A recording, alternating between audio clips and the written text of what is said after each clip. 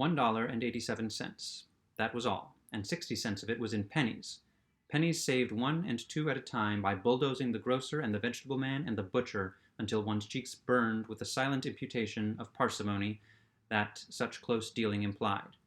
3 times Della counted it, $1.87, and the next day would be Christmas. There was clearly nothing to do but flop down on the shabby little couch and howl, so Della did it, which instigates the moral reflection that life is made up of sobs, sniffles, and smiles, with sniffles predominating. While the mistress of the home is gradually subsiding from the first stage to the second, take a look at the home. A furnished flat at $8 per week. It did not exactly beggar description, but it certainly had that word on the lookout for the mendicancy squad. In the vestibule below was a letterbox into which no letter would go, and an electric button from which no mortal finger could coax a ring. Also appertaining thereunto was a card bearing the name Mr. James Dillingham Young. The Dillingham had been flung to the breeze during a former period of prosperity when its possessor was being paid $30 per week. Now, when the income was shrunk to $20, the letters of Dillingham looked blurred, as though they were thinking seriously of contracting into a modest and unassuming D. But whenever Mr. James Dillingham Young came home and reached his flat he was called Jim, and greatly hugged by Mrs. James Dillingham Young, already introduced to you as Della, which is all very good. Della finished her cry and attended to her cheeks with the powder rag. She stood by the window and looked out dully at a gray cat walking a gray fence in a gray backyard. Tomorrow would be Christmas Day, and she had only $1.87 with which to buy Jim a present. She had been saving every penny she could for months, with this result. $20 a week doesn't go far. Expenses had been greater than she had calculated. They always are. Only $1.87 to buy a present for Jim, her Jim. Many a happy hour she had spent planning for something nice for him, something fine and rare and sterling, something just a little bit near to being worthy of the honor of being owned by Jim. There was a pier glass between the windows of a room. Perhaps you have seen a pier glass in an $8 flat? A very thin and very agile person may, by observing his reflection in a rapid sequence of longitudinal strips, obtain a fairly accurate conception of his looks. Della, being slender, had mastered the art. Suddenly, she whirled from the window and stood before the glass. Her eyes were shining brilliantly, but her face had lost its color within 20 seconds. Rapidly, she pulled down her hair and let it fall to its full length. Now, there were 2 possessions of the James Dillingham Youngs in which they both took a mighty pride.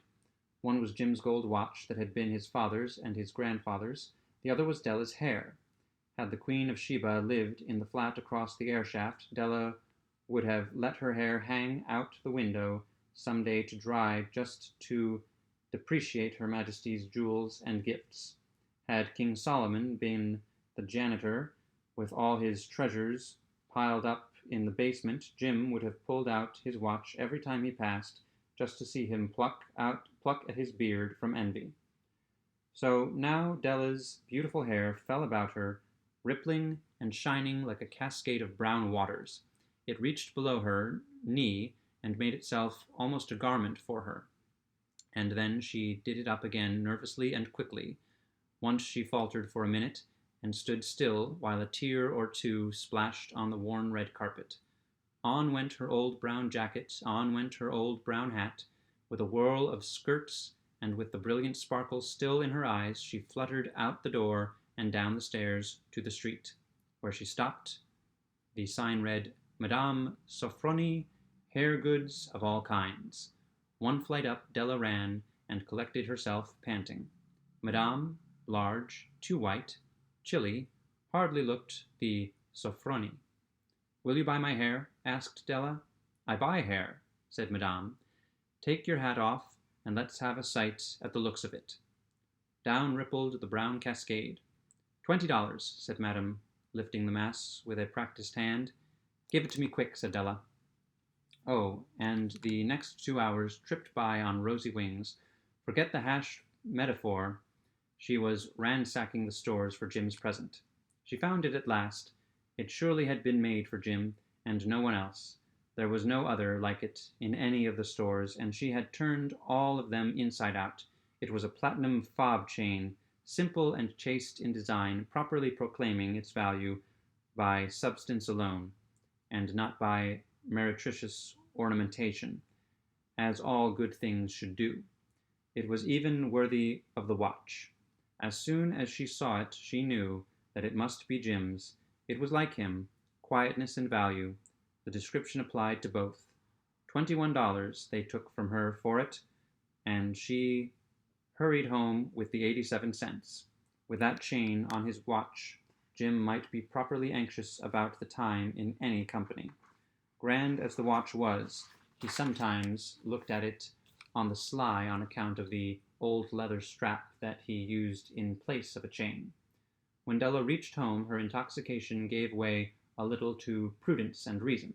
She got out her curling irons and lighted the gas and went to work repairing the ravages made by generosity added to love, which is always a tremendous task, dear friends, a mammoth task. Within 40 minutes, her head was covered with tiny, close-lying curls that made her look wonderfully like a truant schoolboy. She looked at her reflection in the mirror long, carefully, and critically. If Jim doesn't kill me, she said to herself, before he takes a second look at me, he'll say, I look like a Coney Island chorus girl. But what could I do? Oh, what could I do with $1.87? At 7 o'clock the coffee was made, and the frying pan was on the back of the stove, hot and ready to cook the chops. Jim was never late.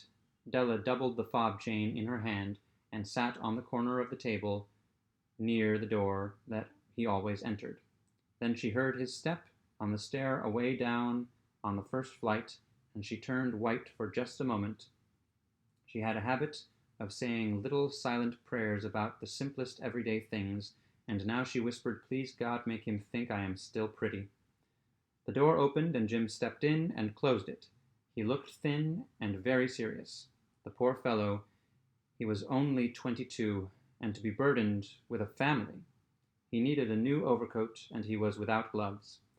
Jim stopped inside the door, as immovable as a setter at the scent of a quail.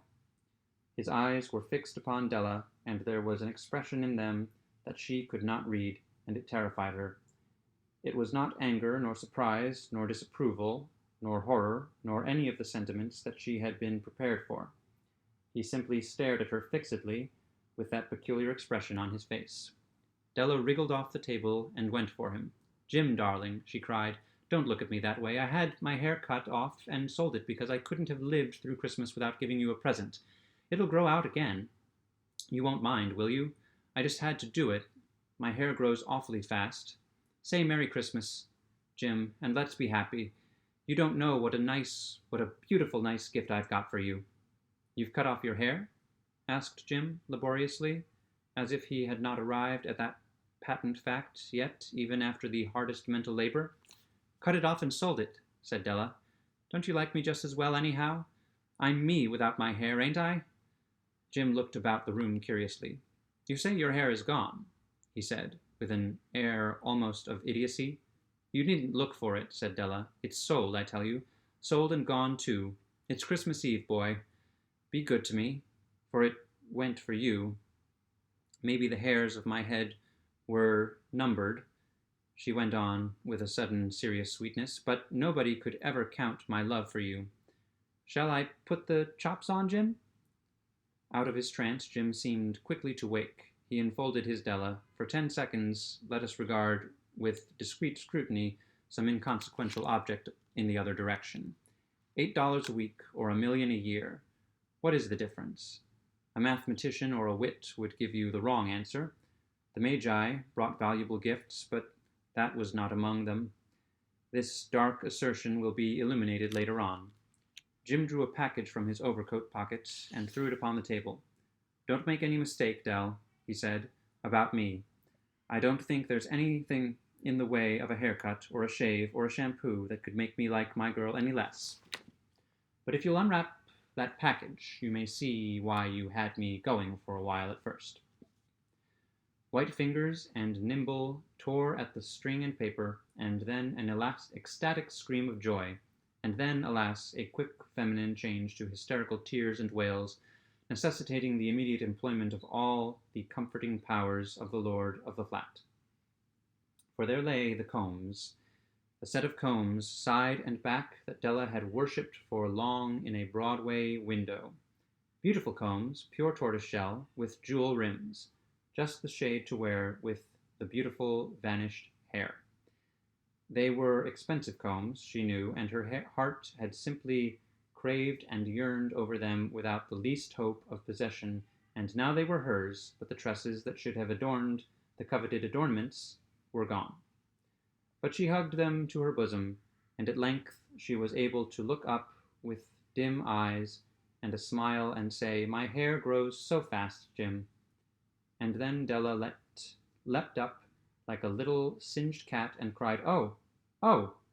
Jim had not yet seen his beautiful present. She held it out to him eagerly upon her open palm. The dull, precious metal seemed to flash with a reflection of her bright and ardent spirit. "Isn't it dandy, Jim? I hunted all over town to find it. You'll have to look at the time 100 times a day now. Give me your watch. I want to see how it looks on it." Instead of obeying, Jim tumbled down on the couch and put his hands under the back of his head and smiled. "Dell," said he, "let's put our Christmas presents away and keep 'em for a while. They're too nice to use just at present, and I sold the watch to get the money to buy your combs. And now suppose you put the chops on." The Magi, as you know, were wise men, wonderfully wise men, who brought gifts to the babe in the manger. They invented the art of giving Christmas presents, being wise. Their gifts were, no doubt, wise ones, possibly bearing the privilege of exchange in case of duplication. And here I have lamely related to you the uneventful chronicle of two foolish children in a flat who most unwisely sacrificed for each other the greatest treasures of their house. But in a last word to the wise of these days, let it be said that of all who give gifts, these two were the wisest. Of all who give and receive gifts such as they are wisest. Everywhere they are wisest. They are the Magi.